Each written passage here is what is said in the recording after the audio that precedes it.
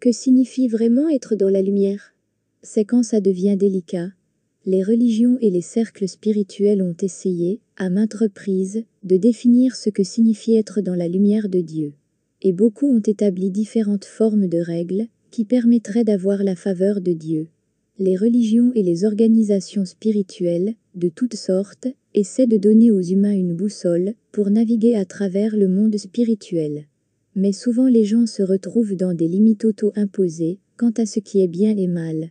Cela crée une scission. Et diviser sa conscience signifie que nous ne pouvons plus expérimenter l'unité. L'unité ne reconnaît pas les différences, ni le bien et le mal, le meilleur et le pire. Entrer dans l'unité signifie reconnaître qu'il n'y a que l'un, qui s'exprime sous d'innombrables formes et couleurs. Il n'y a rien de tel que de ne pas être dans la lumière de Dieu. La lumière de Dieu est tout ce qu'il y a Dieu, est toutes les nuances de lumière. Ainsi aussi toutes les nuances, avec très peu de lumière, et beaucoup d'obscurité. L'obscurité n'est qu'un autre visage de la lumière, et c'est la condition nécessaire pour que la création expérimente la lumière. L'unité ne peut s'expérimenter qu'à travers la dualité. Parce que si la lumière est tout ce que vous n'avez jamais vu, vous ne pourriez jamais savoir à quoi cela ressemble. Tout comme vous ne connaîtriez pas le jour sans la nuit. Et, pour une raison quelconque, la divinité a voulu s'expérimenter dans toutes ses possibilités. Et donc il a explosé sous toutes les formes possibles. Parler de la divinité rend l'amour divin plus compréhensible et accessible. Parce que la divinité aime les ténèbres autant qu'elle aime la lumière. Parce que la divinité n'est rien d'autre que l'amour. Tout ce qui existe est amour déguisé. Tout ce qui existe vient de l'amour, et finit par retourner à l'amour.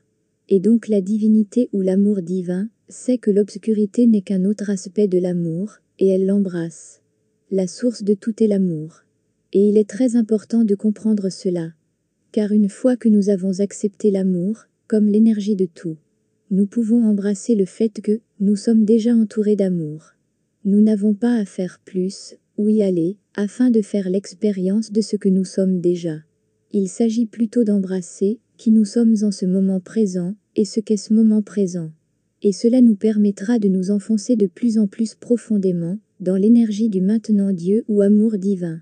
Et tout comme la divinité, il s'agit d'aimer et accepter les ténèbres autant que nous aimons et acceptons la lumière. C'est la seule façon de naviguer à travers des temps plus sombres, sans tomber dans la souffrance ou la dépression.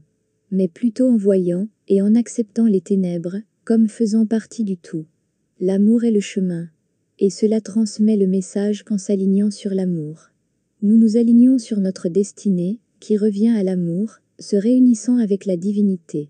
S'aligner sur l'amour signifie embrasser tout ce qui surgit avec amour et acceptation, et juste comme ça, nous pouvons retourner à l'amour divin, et nous réunir avec notre divinité intérieure. Le paradoxe divin est que nous n'avons jamais quitté la maison, nous ne nous sommes jamais séparés de la divinité ou de l'amour divin. Tout ce que nous vivons est de l'amour déguisé, c'est de l'amour qui nous guide vers la maison, c'est de l'amour qui place toutes sortes d'expériences sur notre chemin humain pour nous aider à nous rappeler que nous sommes l'amour, que l'amour est tout ce qui est. Il ne s'agit pas d'aller quelque part, mais plutôt de reconnaître que nous n'avons jamais quitté la maison. Et la maison est l'éternité aimante de ce moment présent. Et alors, comment permettons-nous à l'amour divin de se déverser en nous, et à travers nous,